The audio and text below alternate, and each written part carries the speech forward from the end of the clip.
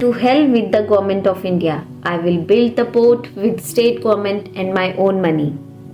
क्या आप जानते हैं एक पोर्ट बनाने के लिए एक आदमी सेंट्रल गवर्नमेंट के पास जाता है, बट सेंट्रल गवर्नमेंट पैसे देने से मना कर देती है। तो वो कहता है मैं खुद अपने पैसों से और स्टेट गवर्नमेंट के पैसों से पोर्ट बनाऊंगा, पर पारादीप में पोर्ट तो बन के रहेगा। और उन्होंने बनाया भी, जो कि 12 मार्च 1966 को ऑपरेशनल हो गया था। आज ये इंडिया का एक मेजर पोर्ट है जिसका अपना रेलवे सिस्टम भी है। 1960 में जन्मे उड़ीसा के भूमिपुत्र कहे जाने वाले बिजू पटनायक, भूमि मतलब मिट्टी, पुत्र मतलब बेटा, मिट्टी का बेटा यानी सन ऑफ द सॉइल, बोले थे Orissa is a rich state where poor people live, be a pride to your state and not a shame. 29 अक्टूबर 1999 में 260 किलोमीटर प्रति घंटे की स्पीड से हवा चली और ऑलमोस्ट $5 बिलियन की नुकसान के साथ साथ ऑफिशियली 10,000 और अनऑफिशियली 50,000 लोगों की मौत हो गई। 1,500 बच्चे अनाथ हो गए, 8,000 लोग इंजर्ड, 3 लाख जानवर मरने के साथ साथ 16 लाख घर उजड़ गए। फिर साल 2000 में एंट्री हुई बिजू पटनायक के बेटे नवीन पटनायक की। उन्होंने उसी पुअर स्टेट को आज एक डिफरेंट स्टेट में बदल के रख दिया है। Every bone in my body is secular and I don't think any of those bones have been damaged. Cyclone को टैकल करने के लिए उन्होंने पूरे स्टेट में 500 किलोमीटर में अर्ली अलार्मिंग टावर्स बनवाए, जो पहले वार्निंग करेंगे कोस्टल एरियाज को वेकेट करने के लिए। वेकेट हुए लोग शेल्टर्स में रहेंगे, तो उन्होंने 879 शेल्टर्स अलग से बनवाए। जो लोग फंस जाएंगे उनको रेस्क्यू करने के लिए भी disaster rapid action force different districts में बनाए गए, जो फंसे हुए लोगों को रेस्क्यू करेंगे। उन्होंने इतना अच्छा काम किया कि फिर कभी उनकी एग्जिट ही नहीं हुई।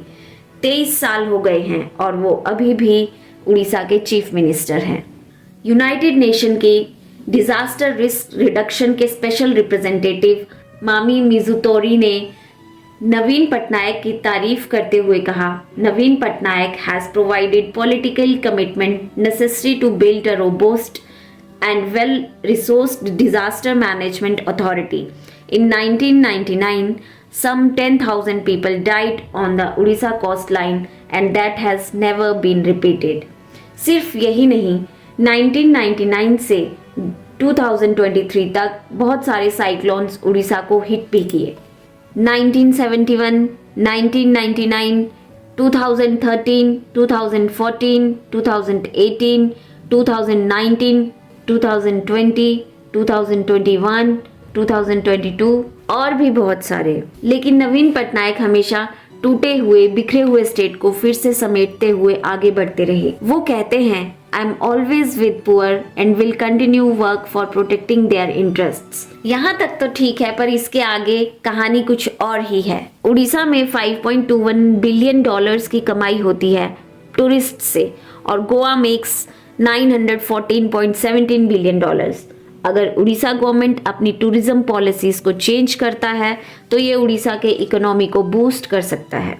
उड़ीसा में इतने अच्छे अच्छे बीचेस हैं, पर उनकी डेवलपमेंट में कहीं ना कहीं कमी है। उड़ीसा को गोवा जैसे शक्ल दे सकते हैं अगर इसके लिए गोवा की मॉडल को ज्यादा से ज्यादा फॉलो किया जाए तो। CMIE के अकॉर्डिंग उड़ीसा बेरोजगार में लोएस्ट नंबर पे है पूरे इंडिया में। मतलब पूरे देश में उड़ीसा एक ऐसा स्टेट है जहां हर आदमी इनकम कर रहा है। 100 में से बस एक आदमी इनकम नहीं कर रहा। क्या यही सच्चाई है? सरोज कुमार लिखते हैं, people of Orissa has made habits of enjoying free schemes, free meals, people don't need jobs, just search for per capita income of Orissa. GDP wise देखे तो उड़ीसा 15th नंबर पर है पूरे इंडिया में। सारे इंडियन स्टेट्स में से Orissa net per capita income में 22nd पोजीशन में है 2022 में। तो इससे आप अंदाजा लगा सकते हैं कि ये एक्चुअल में कितना सही है। एजुकेटेड यूथ यानी कि जो लोग अच्छे पढ़े लिखे हैं उनमें हायर अनएम्प्लॉयमेंट 23.58% है। 2017 और 18 में यानी कि लगभग 44 लाख यूथ के पास नौकरी नहीं है। इन्फ्लेशन रिकॉर्ड हाई पे है। जॉब नहीं है तो लोग डिफरेंट स्टेट्स में काम करने को मजबूर हैं। ये सोचने वाली बात है कि क्या इसीलिए यहाँ लोगों को 5 रुपए में खाना मिल रहा है। 5 रुपए में खाना लगभग फ्री ही होता है, पर क्या आपको लगता है कि 5 रुपए में जो खाना मिलता है उसमें वो न्यूट्रिशंस वैल्यू या उसमें वो टेस्ट होगा? क्या वो खाना सबके लिए फायदेमंद होता है? ये सोचने वाली बात है। इस बात से मुझे याद आता है, दिल्ली में केजरीवाल जी ने भी फ्री बिजली देना अब बंद कर दिया है। उड़ीसा में इलीगल माइनिंग कोई बड़ी बात नहीं है, ऊपर से फॉरेस्ट क्लियरेंसेस के बिना वो भी खुलेआम। फॉरेस्ट कम हो रहे हैं, ऑक्सीजन कम हो रहा है और कार्बन डाइऑक्साइड बढ़ रही है।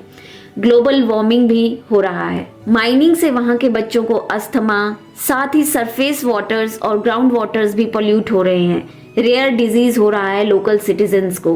गवर्नमेंट रेवेन्यू तो सही कमा रही है, बट 5 रुपए के फूड के अलावा वहां और कुछ नहीं है। ऐसा नहीं है कि उड़ीसा अभी बहुत अमीर हो गया है, लेकिन वो अमीर होने के रास्ते पर चल पड़ा है। बहुत सारे मेगा प्रोजेक्ट्स अभी भी डेवलपिंग कंडीशंस में हैं।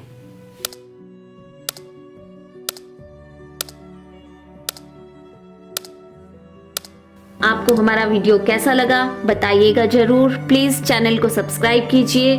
फ्री फूड मतलब 5 रुपए फूड कितना अच्छा है स्टेट के लोगों के लिए, कमेंट में जरूर बताइएगा। आज के लिए वीडियो में इतना ही, तब तक के लिए धन्यवाद।